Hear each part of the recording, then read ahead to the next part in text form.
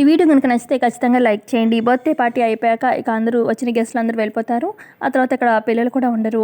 అక్కడ అందరూ ఉంటారు. అర్జున్, మిత్ర అందరూ ఉంటారు. అప్పుడు మనీష అడుగుతుంది, జున్ను మిత్ర కొడుకేనా అని అడుగుతున్నాను అని చెప్పి అంటూ ఉంటే అప్పుడు అరవింద, జున్ను లక్ష్మి కొడుకు అయినప్పుడు మిత్రకు కూడా కొడుకే కదా అని చెప్పి అరవింద అడుగుతుంది. అప్పుడు మనీష కాదు అని నా అనుమానం అనగానే అప్పుడు అరవింద మరి ఇంకెవరి కొడుకు అని చెప్పి అనగానే అప్పుడు మనీష అర్జున్ కొడుకు అని చెప్పి అనగానే ఇక అందరూ షాక్ అవుతారు.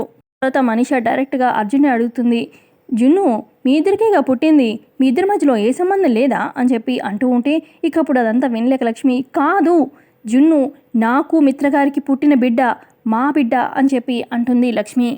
అయితే అక్కడ మిత్ర కనిపించడు. మరి మిత్ర కోపంతో అక్కడి నుంచి వెళ్ళిపోతాడేమో. ఆ తర్వాత మనీష అంటుంది, అయితే జున్ను నీకు మిత్రకి పుట్టాడు అని చెప్పి నిరూపించాలి, జున్నుకి DNA టెస్ట్ చేయించాలి అని చెప్పి మనీష అంటుంటే అందరూ షాక్ అవుతారు ఆ మాటకి. ఒకవేళ లక్ష్మి నిజంగా DNA టెస్ట్కి ఒప్పుకున్నా కూడా మరి ఆ DNA రిపోర్ట్ని మార్చడానికి మనీష ఇంకెన్ని కుట్రలు చేస్తుందో కమింగ్ ఎపిసోడ్లో తెలుసుకుందాం.